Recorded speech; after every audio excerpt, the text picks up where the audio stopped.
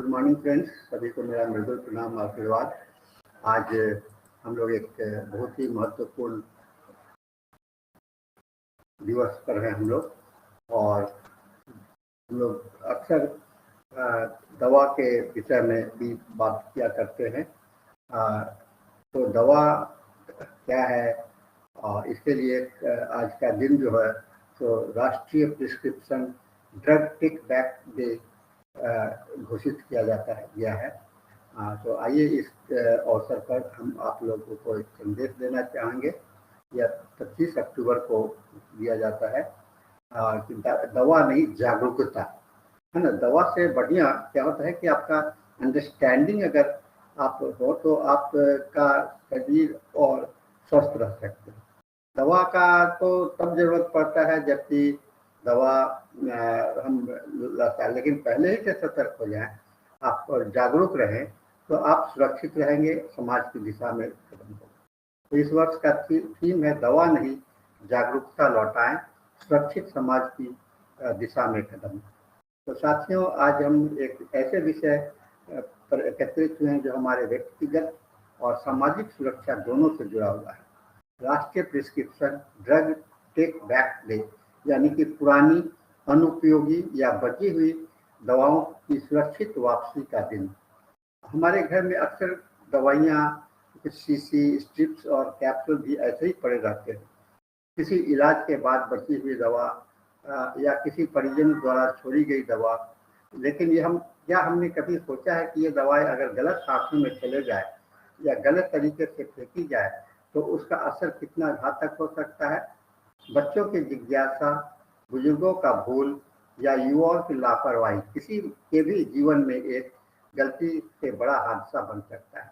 आज का यह दिन हमें याद दिलाता है कि दवा का सही उपयोग तभी है जब उसका सही निपटान भी जिम्मेदारी से किया जाए। 2025 के थीम दवा नहीं, जागरूकता लौटाए, इस संदेश में गहराई से स्पर्श करती है। इसमें हमारे समाज को सिर्फ दवाओं की नहीं बल्कि जागरूकता, संयम और जिम्मेदारी की भी आवश्यकता है।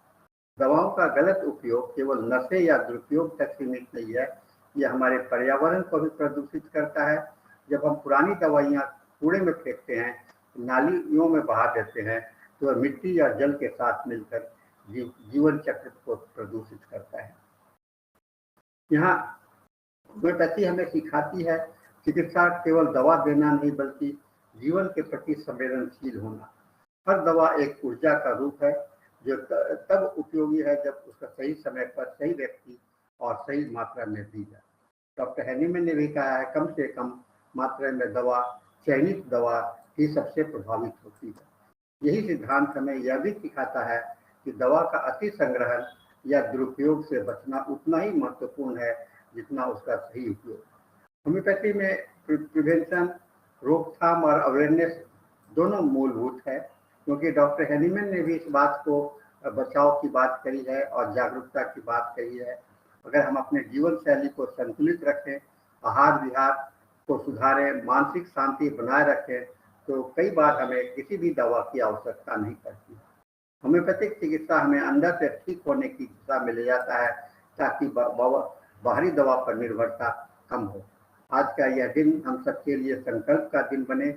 हम यह प्रतिज्ञा लें, हम अपने घरों में पुरानी या अनुपयोगी दवाओं की नियमित जांच करेंगे, उन्हें किसी सुरक्षित संग्रह केंद्र या फार्मेसी में जमा कर देंगे। बच्चों को सिखाएंगे कि दवा खिलौना नहीं, जिम्मेदारी है। और सबसे महत्वपूर्ण, दवा की जगह जागरूकता फैलाएं।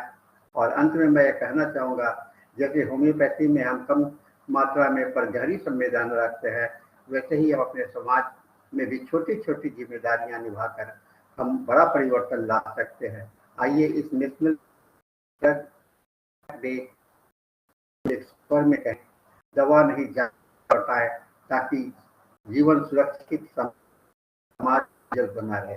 धन्यवाद।